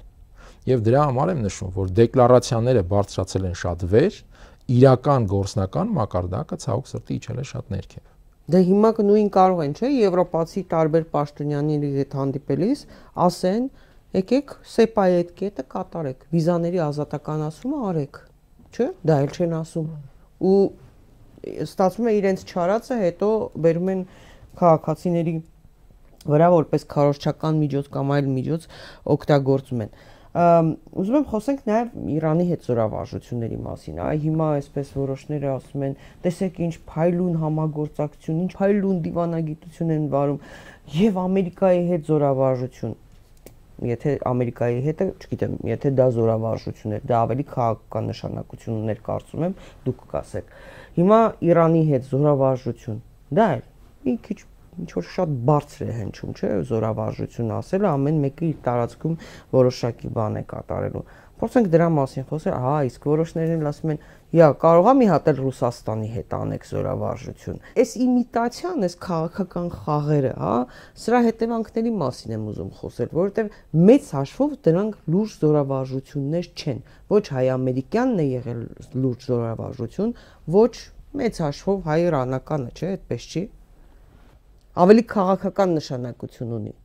Այդուհանդերձ կարծում եմ թե Իրանը, թե Միացյալ Նահանգները նվազագույն այդ երկուսը անլուրջ process-ների մեջ չեն մտնի, անկախ նրանից թե որքան է լուրջ Երևանը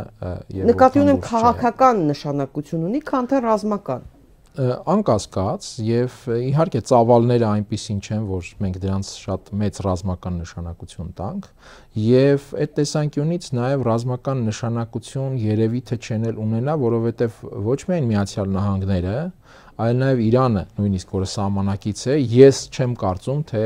պատրաստ են Հայաստանի տարածքում ռազմական գործողություններ անել որևէ այլ երկրի դեմ։ Եվ հետեւաբար այստեղ բնական է, որ ավելի շատ քաղաքական տրամաբանություն պետք է լինի։ Վստահեք, որ Հայաստանը այնուամենայնիվ Միացյալ Նահանգներ Իրան-Իսրայել առճակատման դեպքում չի գնա օգտագործման։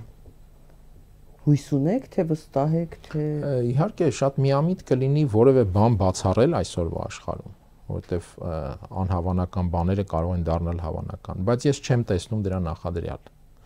որ Հայաստանում Միացյալ Նահանգները ռազմական գործողություններ անի կամ նույն Իրանը Հայաստանում ռազմական գործողություններ անի։ Հարցը առաջանում Իրանի դեմ Հայաստանի տարածք օգտագործվի, ինչպես որ քննարկվում է Ադրբեջանի տարածք օգտագործելու հարցը։ Հետևյալն է, մեխանիզմը իմ գնահատմամբ հետևյալն է։ Իրանի դեմ միջավայր կարող է ստեղծվել Հայաստանի հանդեպ Ադրբեջանի ռազմական գործողությամբ, բայց ոչ Հայաստանում օրինակ Միացյալ Նահանգների ռազմական ներկայությամբ կամ այլ տարբերակով։ Այսինքն Իրանի համար լուրջ խնդիր է, եթե հայ-ադրբեջանական ճակատում, այսպես ասած, կամ հայ-ադրբեջանական տիրույթում ռազմական գործողություններ ծավալվեն, առավել եւս մասշտաբային։ Եթե խնդիր ստեղծեն Իրանի համար, կստեղծեն այս տրամաբանությամբ, այս ռեժիմով։ Եվ Հայաստանը իհարկե կդառնա անուղղակիորեն պոլիգոն այդ դեպքում, բայց ես այլ բան եմ նշում, որ ես չեմ պատկերացնում, որ Միացյալ Նահանգները կամ նույնիսկ Իրանը Հայաստանի տարածքում Հայաստանի հետ համատեղ ռազմական գործողություններ իրականացնեն որևէ մեկի դեմ, այսինքն որոնք են այդ որևէ մեկը Ադրբեջանը եւ Թուրքիան։ Ես որևէ կերպ չեմ պատկերացնում, որ Միացյալ Նահանգները Ադրբեջանի կամ Թուրքիայի դեմ Հայաստանի տարածքում որևէ գործողություն անի եւ նույնիսկ Իրանը չեմ պատկերացնում, որ որևէ գործողություն անի։ Քաղաքական դիվանագիտական միջոցներով կձգտեն առավելագույնն անել իրենց համար վտանգավոր զարգացումներ թույլ չտալու համար։ Բայց եթե չլինի իրենց տարածքի հանդեպ ագրեսիա անմիջական, ես չեմ կարծում, որ Իրանը գնա ռազմական բախման որևէ մասշտաբի ռազմական բախման Ադրբեջանի եւ Թուրքիայի հետ։ Դրա համար շատ կարեւոր է իհարկե քաղաքական մեսիջը եւ այս տեսանկյունից այդ զորավարժությունը ես այդուհանդերձ համարում եմ կարեւոր։ Իհարկե յուրաքանչյուր կողմ իր տարածքում անցկացրեց եւ սա նաեւ ցուցիչ է հենց նշածս հանգամանքի։ Որովհետև եթե իրանական ուժերը Հայաստանի տարածքում լինեն, սա արդեն այլ տրամաբանության մեսիջ է ստանում, իսկ քանի որ նշեցի Իրանը նաև լուրջ պետություն է, ապա այդպիսի մեսիջները տալիս պետք է նաև պատկերացնեն դրանց հետևում այդ մեսիջները սպասարկելու իրենց պատրաստակամությունը, կարողությունը եւ այլն, որպեսզի հակառակ էֆեկտ չստացվի։ Եվ ըստ այդմ իրենք տվեցին այն, ինչ աստիճանի, որ այսպես ասած պատրաստ են, ցույց տալով, որ Հայաստանի հետ տեղ ունեն խորացնելու քաղաքական կոմունիկացիան։ Ըստ այդմ այդ համատեղությունը այդուհանդերձ դրանից չի տուժում, եթե մեր ստորաբաժանումները մեր տարածքում են եղել իրենց տարածքում։ Այստեղ հիշեցնեմ, որ զորավարժությունը ենթադրում է Հայաստան-Իրան պետական սահմանին տեղակայված սահմանային անցակետերի վրա պայմանական ահաբեկչական խմբերի հարձակումը չեզոքացնելու գործողություններ։ Սովորաբար իհարկե այդպիսի լեգենդներով են անցկացվում զորավարժությունները։ Այսպիսի ձևակերպում է տրված։ Հետևաբար ում է ուղղված որտեղից ահաբեկչական խմբերի հարձակում կարող է լինել Թուրքիայից, Ադրբեջանից կամ Հայաստան ներթափանցած խմբերի կողմից կամ չգիտեմ, ինքը մի հայտարարություն է, որը ես ավելի շատ հակված եմ մտածել, որ ընդհանուր քաղաքական տրամաբանությունը այդ ազդակի ավելի շատ հենց այն է, որ Իրանը Հայաստանի հետ պատրաստ է եւ կունենա ավելի սերտ կոմունիկացիա արկա խնդիրները եւ մարտահրավերները կառավարելու կամ չեզոքացնելու հարցում։ Ես ավելի շատ չեմ կենտրոնանա այդ անցակետային տրամաբանության վրա, որովհետեւ եթե անցկացվում է զորավարժությունը, ինչ որ մի լեգենդ, այդ տերմինը կիրառվում է զորավարժությունների դեպքում, ինչ որ մի լեգենդ պետք է լինի։ Ոչ միայն լեգենդը, մեսիջ է իհարկե, բայց ոչ կոնկրետ անցակետի հետ կապված։ Անցակետը առիթն է այդ զորավարժությունը կազմակերպելու այնտեղ այլ ինչ առիթ պետք է լիներ հայ-իրանական ահաբեկչական խմբերի այլ ինչ առիթ պետք է լիներ հայ-իրանական համատեղ զորավարժություն անցկացնելու համար, այսինքն այլ առիթ չեմ պատկերացնում, հետեւաբար սահմանի հետ կապված, սահմանի պաշտպանության հետ կապված առիթը պետք է լիներ, բայց իմ գնահատմամբ մեսիջը շատ ավելի լայն է։ Ընդհանրապես Իրանի դերակատարման առումով Կովկասի առնչությամբ ես առանցքային եմ համարում Ռուսաստանի հետ կնքված այդ պայմանագիրը հունվարի 17-ին եւ նաեւ կախված թե ինչպիսի է զարգացում կունենա Իրանի միջուկային գործարքը, իմ կարծիքով այդ պայմանագիրն է ընդհանրապես փոխում կամ ի վիճակի է էապես փոխել Կովկասում ռազմաքաղաքական միջավայրի տրամաբանությունը, որովհետեւ եթե կարդանք այդ պայմանագիրը, այնտեղ տեսնում ենք, որ Կովկասի եւ Կասպիցի ռեգիոնները բավական մեծ ուշադրության են արժանանում։ եւ կախված արդեն թե ռուս-իրանական այս կոմունիկացիան ինչպես կզարգանա, ես կարծում եմ կլինի Իրանի դերակատարման տրանսֆորմացիա Կովկասյան ռեգիոնում։ Ինչպիսի տրանսֆորմացիա է խոսքը, որտեղ կարծիքներ ռազմաքաղաքական, եթե կարող ենք այսպես ասել։ Թրամփ, Պուտին այս բանակցությունների ընթացքից շատերը ենթադրել են եւ վերլուծաբաններ էլ այդ թվում դրսից էլ ասում են, որ հարավային Կովկասը Միացյալ Նահանգները կթողնի որպես Ռուսաստանի ազդեցության տարածք, ինչից նեղվում է նաև երևս Իրանը, որ հավասար չի գտնվում Ռուսաստանի հետ, չի նշվում Ռուսաստանի հետ նույն ազդեցությունների շարքում։ Ես կարծում եմ հենց պայմանագիրը Իրանի հետ այդ մեծ պայմանագիրը նաև Իրանի, եթե այդպես օգտագործենք այդ նեղվել ձևակերպումը, դրա հարցը լուծելու միջոցներից մեկն է։ Այսինքն Իրանի հավակնությունները որոշակիորեն բավարարելու, որպեսզի այդ հարցում չլինի զգայուն արձագանք ըստ էության, որովհետև պայմանագիրը կրկնեմ շատ տարողունակ եւ շատ մանրամասն պայմանագիր է, ընդ որում հատկանշական է, որ ռուսները վավերացման ուղարկեցին այս Իրան-ամերիկյան բանակցության մեկնարկին, Պետդումա ուղարկեց Պուտինը Պետդումա եւ Պետդուման վավերացրեց Օմանում այդ բանակցության ըստ էության շեմին։ Այսինքն սա եւս քաղաքական մեսիջ էր։ Այս իմաստով ես կարծում եմ ռուս-իրանական կոմունիկացիա, այսպես խանդի հողի վրա Միացյալ Նահանգների եւ Ռուսաստանի գործարքի առնչությամբ քիչ հավանական է։ Եվ կրկնեմ, այդ պայմանագիրը նաև դա կառավարելու միջոցն է, այնտեղ բավական ուշագրավ կետեր կան նաև հարաբերությունները բարձելու, որովհետև իհարկե պարզ է, որ շատ հարցերում ունեն տարբեր պատկերացումներ, տարբեր հավակնություններ եւ այլն, բայց եթե գնացել են այդ պայմանագիրը ստորագրելու, դա նշանակում է երկուստեք նաև եկել են այդ հավակնությունները կառավարելու վերաբերյալ ընդհանուր տրամաբանության։ Պարոն Բադալյան, Փաշինյանը ուզում է գնալ հերթական ընտրությունների, թե արտահերթ ընտրությունների, ինչ է ուզում անել, եւ նաեւ որոշ գործիչների, հանրային հասարակական քաղաքական գործիչների կողմից կրկին առաջ է քաշվել իմպիչմենթի թեման, հա, ազգային ժողովի ժողովում Նիկոլ Փաշինյանին անվստահություն հայտնելու գործընթացի մեկնարկի մասին են հայտարարում, ընդ որում դա առանձին մեկնարկ չէ դիտարկվում, այլ նաև փողոցային պայքար, փողոցի պայքարի գեներացիա եւ ճնշում ազգային ժողովի վրա, որպեսզի հնարավորինս շուտ հասնեն նրա պաշտոնազրկմանը, հաշվի առնելով թե Ադրբեջանը եւ այլ աշխարհակաղակական կենտրոններ ինչ պահանջներ են նոր անընդհատ առաջ քաշում մեր առաջ, նպատակն այն է, որ հնարավորինս շուտ օր առաջ կասեցվի այս աղետը եւ պաշտոնազրկվեն ԿՊ կառավարությունը իր լիդերով հանդերձ։ Ինչ է ուզում անել Փաշինյանը եւ որքանով կհաջողվի իմպիչմենտը, որ դեպքում կհաջողվի թե ոչ, թե տրիգեր կհանդիսանա ինչ որ process-ների համար։ Փաշինյանը ուզում է գտնել իշխանությունը պահպանելու ձևը, որևէ ձև։ Որ մնա ակնհայտ է, որ նա փնտրում է այդ ձևը, փնտրում է տարբեր ձևաչափերով, նույն այդ կրթվել է նորաձև է այդ նախաձեռնությունը, նույն այդ իրական Հայաստանի, այսպես ասած գաղափարախոսությունը կամ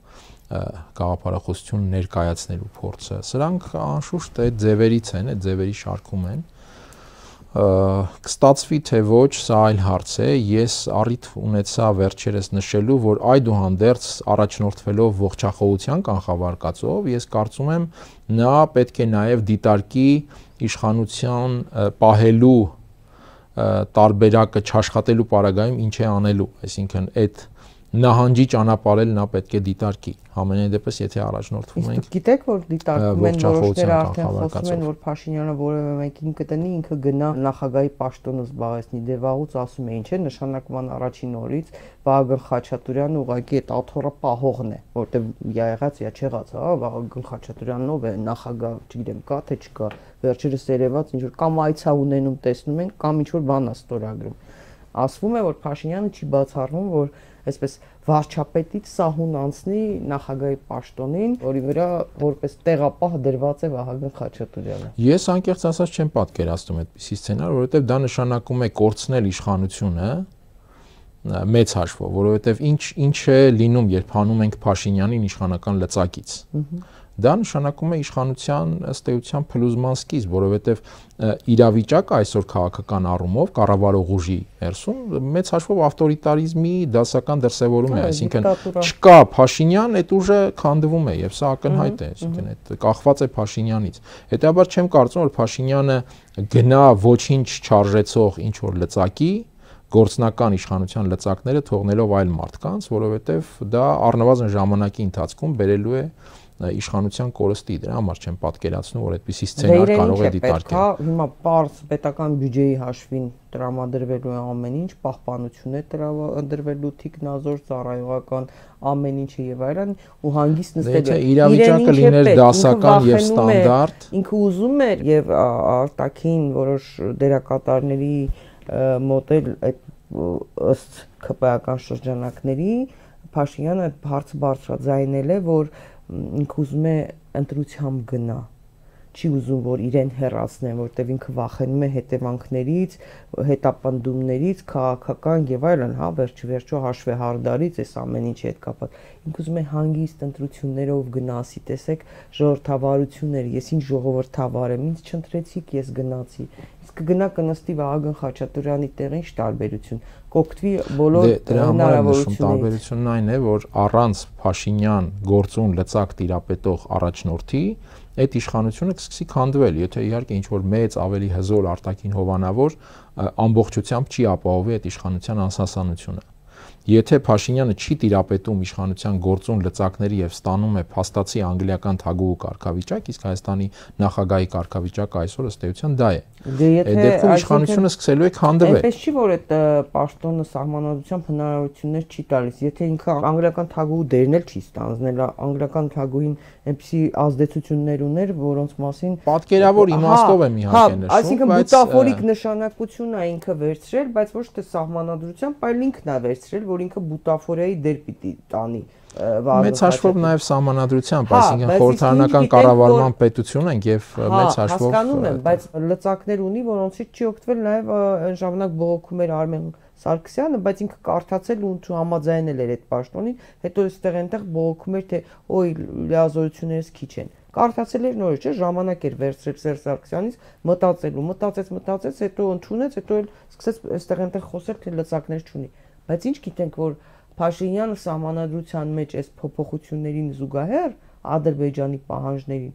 նաև ինչ որ լծակներ չավելացնի նախագահին, հետո գնա։ Դա այլ հարց է, այսինքն եթե մոդելը խորհրդարանականից անցնի կիսանախագահական, սա իհարկե այլ հարց է։ Այդ դեպքում պատկերը իհարկե փոխվում է։ Բայց ամենայն դեպս քանի դեռ մենք չունենք պատկերի այդպիսի փոփոխություն, ես դատելով ներկայիս հարաբերակցությունից չեմ պատկերացնում, որ ռեալ իշխանությունը նա թողնի եւ գնա նախագահի պաշտոնին, որը մեղմ ասած այդ բուտաֆորիկն է, ինչպես նշեցիք, առավել եւս, որ այդ դեպքում միևնույն է հասարակական ընկալմամբ պատասխանատուն եւ պատասխանատվությունը լինելու է հենց իր ուղղությամբ։ Այսինքն այստեղ ստացվում է, որ ինքը շարունակում է մնալ ընկալման հերոսը, ճակերտավոր իմաստով, կենտրոնը, բայց առանց արդեն իշխանական որևէ էական լծակների եւ ազդեցության։ Ես սա համարում եմ մի քիչ վտանգավոր սցենար իր տեսանկյունից եւ հետեւաբար չեմ կարծում, որ նա կգնա այդ սցենարին։ Ավելին, ես նույնիսկ չեմ կարծում, որ ԿՊԱ-ականները այդպես շատ տեղյակ են, թե ինչ սցենարներ ունի Փաշինյանը, եւ չեմ կարծում, թե նա կիսվում է իր սցենարներով ԿՊԱ-ականների հետ կամ գուցե ընդամենը շատ սեղմ մարդկանց շրջապատով եւ այս պարագայում դաշտ նետվող սցենարները կարող են ունենալ նաեւ, այսպես ասենք, ուշադրություն շեղելու նշանակություն եւ իմաստ։ Ինչ որ մի հատ ստատուսով բերի, հա, որտեվ իդեպ դասախոսներից մեկը Երևանի պետական համալսարանի երեք շատ լավ անդրադարձել էր Աննա Հակոբյանի հետ կրթվելը ծրագրին, ի տարբերություն որոշների ովքեր մասնակցել են, եւ ասում է դա հոգեվորսություն է, աղամների պես կամ ինչա նշանակում անգրագետներով գալու են կրթեն, իրենք են խոստովանում, որ անգրագետ են ու թերուս են վերջ-վերջո այդ մարդիկ, իդեպ Աննա Հակոբյանի կենսագրությունում էլ Վիկիպեդիայում նույնիսկ ընդունվելը կա, ավարտելը չկա։ Չգիտեմ, հիմա ավարտելա թե չի ավարտել, չեմ իմանում, բայց այդ process-ը, որ իրենք հայտարարեցին, շարժում են սկսելու, բացարձակ նախընտրական տեխնոլոգիա է, այսինքն որևէ այլ բան այդտեղ չկա։ Կարող է ասենք ինչ որ մեր Աննա Հակոբյան խաղացնի, ինքը հետևի պլանում որևէ կերպ բացառված չէ, այսինքն փոխվի եւ որևէ այլ ստատուս տրվի վարչապետի տիկնոջը, որևէ կերպ բացառված չէ, այստեղ ելակետը ըստիս հետեւյալն է, նա կարող է դա անել թե ոչ։ Եթե քաղաքական, հասարակական միջավայրը լինի այնպեսին, որ ինքը համարի, որ դա իրեն կարող է թույլ տալ, ապա բնականաբար կանի, այսինքն եթե իշխանության ամրապնդման եւ այլն այս տրամաբանության մեջ համարի անհրաժեշտ։ Ըստ այդմ գալիս ենք հաջորդ հարցը, իսկ կան քաղաքական ուժեր կամ կա քաղաքական միջավայր, որը Փաշինյանի առաջ կդնի անլուծելի խնդիրներ եւ կստիպի հաշվի նստել արդեն այդ խնդիրների հետ, իրենց սցենարների հետ եւ քաղաքական իրավիճակ թելադրի։ Սա արդեն մյուս կարևորագույն հարցն է, ինչ կա մյուս դաշտում։ Այստեղ ես կարծում եմ այդպիսի հեռանկարներ գոնե այս պահի դրությամբ չկան։ Երբեք էլ չի եղել Հայաստանում։ Մեծ հաշվով այո, եւ դրա համար շարունակությունս հետեւյալն է, որ Հայաստանում օրերի եւ ժամերի ընթացքում կարող է փոխվել իրավիճակ պայմանավորված արտաքին հանգամանքներով եւ գործոններով, կապված Հայաստանի շուրջ արտաքին օրակարգի հետ, կապված անվտանգային հարցերի հետ, որը մեծ հաշվով դարձյալ արտաքին հարթության մաս է, եւ օրերի ու ժամերի ընթացքում այդ պարագայում կարող է փոխվել իրավիճակ։ Այդտեղ ինչ կա, ես չեմ կարող ասել, բայց այդտեղ բոլորս գիտենք, որ բավական մեծ անկանխատեսելիության միջավայր է ընդհանրապես համաշխարհային առումով եւ բնականաբար նաեւ մեր ռեգիոնի եւ մեր անվտանգային միջավայրի շուրջ։ Ըստ այդմ կարծում եմ ներքաղաքական զարգացումները եւ դրանց տրամաբանությունը մեծ հաշվով կախված է լինելու ավելի շատ այդ արտաքին գործոններից։ Իմպիչմենտը այդ թվում Impeachment-ի եթե դիտարկենք արդյունավետությունը եւ այլն, ես այսօր չեմ տեսնում դրա արդյունավետ հեռանկար, այսինքն սկսել գործընթացը եւ հասցնել արդյունավետ ավարտի, եթե առաջնորդվում ենք ներքին նախադրյալներով։ Մյուս կողմից իհարկե, եթե մարդիկ զբաղվում են քաղաքականությամբ, ինչ որ հարցեր բերում են օրակարգ։ Եվ այս տեսանկյունից իհարկե իրենց օրակարգ բերած հարցերի պատասխանատուներն են, կհաջողեն դա կլինի իրենց համար պլյուս չեն հաջողի։ Սրբազանի այստեղ քաղաքական բովանդակություն է դրվում։ Բագրատ Սրբազանը ինչ որ չենք հասկանում, մեկ եւ հոգեվորականի եւ հանրային գործչի եւ ուղակի առաջնորդի այսպիսի կերպարով էր, այն դեպքում երբ որ խնդիրը քաղաքական լուծում է պահանջում։ Այս գաղափարը հիմա առաջ քաշողները հենց քաղաքական բովանդակություն են դնում։ Եթե առաջնորդվենք Բագրատ Սրբազանի այդ շրջափուլին, ես այստեղ մի տեսակետ արտահայտեմ, որը գուցե շատերի համար այսպես տարակուսելի լինի կամ չգիտեմ դժվար պատկերացնելի, բայց ես այդուհանդերձ կարծում եմ, որ այդ շարժումը եւ այդ գործընթացը քաղաքական խնդիր լուծեց։ Ես առաջարկում եմ վերհիշել, թե որ շրջափուլում դա ծավալվեց, Կիրանցի շուրջ այդ հայտնի համաձայնությունը եւ այդտեղ մենք տեսանք օրինակ, որ շարունակության առումով process-ը դանդաղեց։ Այդ սահմանազատում, սահմանագծում կոչված process-ը դանդաղեց։ Եվ հակված եմ մտածել, որ դանդաղեց նաեւ այն բանի բերումով, որ Հայաստանում եղավ իսկապես ազդեցիկ դիմադրության շարժում։ Այդ շարժումը չհանգեցրեց իշխանափոխության եւ ես նույնիսկ չգիտեմ դրված էր իսկապես այդպիսի խնդիր թե ոչ։ Բայց այդ դիմադրության շարժումը իմ համոզմամբ այդուհանդերձ ունեցավ էֆեկտ։ Եվ ես ընդհանրապես Հայաստանում ցանկացած այդպիսի օրակարգերի տեսանկյունից, նույն թեկուզ իմպիչմենտը, ցանկացած այլ, եթե բերվում է օրակարգ դիմադրության, ես համարում եմ Հայաստանի համար օգտակար, որովհետև եթե դու նույնիսկ չես կարողանում փոխել իշխանություն եւ ընդհանրապես պետական քաղաքականության օրակարգ, այդուհանդերձ պետք է ցույց տալ արտաքին միջավայրին, որ Հայաստանում կա դիմադրություն։ Եվ Հայաստանում չկա միատարություն եւ Հայաստանի հարցերը հետեւաբար հնարավոր չէ լուծել միայն կառավարող ուժի հետ։ Այս ռեժիմը ապահովել անընդհատություն որոշակի թեկուզ վայրիվերումներով։ Ես կարծում եմ Հայաստանի համար օգտակար է։ Ընդդիմությունը կարծում եք պետք է միանա այս process-ին, խորհրդանական ընդդիմություն։ Եթե միանալ, այսպես ֆիզիկական միանալը նկատի ունենք, ես կարծում եմ պարզապես պետք է ընդդիմությունը շարունակի լինել ընդդիմություն, եթե այսպես ասենք։ Միասնական կլինեն թե ոչ։ Եթե չեն միանում impeachment-ին, ինչ է լինում։ որոշները։ Ես վստահ չեմ, որ միանալով ինչ որ բան կլինի, այսինքն ես չգիտեմ impeachment-ը ինչ ծավալի գործընթացի կարող է վերածվել։ Չմիանալն էլ իմաստը ո՞րն է չմիանալու, չեմ հասկանում։ Դա ոչ մի վնաս չի տալիս, եթե process։ Կարելի է նաև հասկանալ այն ուժերին, որոնք համարում են, որ կա այլ տարբերակ, ենթադրենք պատրաստվել դա եւս խանգարելու է։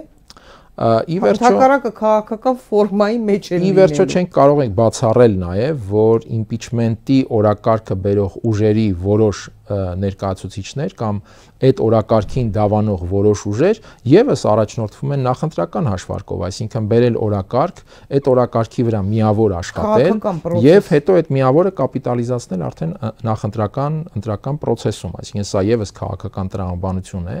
Հետեւաբար հավատաքննության ենթարկել ընդհանրապես քաղաքական դաշտը այս օրակարգին միանալ չմիանալու աստիճանով, ես կարծում եմ դա այդքան էլ արդյունավետ չէ։ Շնորհակալ եմ, պարոն Բադալյան, ինչպես միշտ շատ հետաքրքիր զրույցի համար, հարգելի հեռուստադիտող, բաժանորդագրվեք Հակոբ Բադալյանի Telegram-յան ալիքին եւ միացեք Patreon-ին,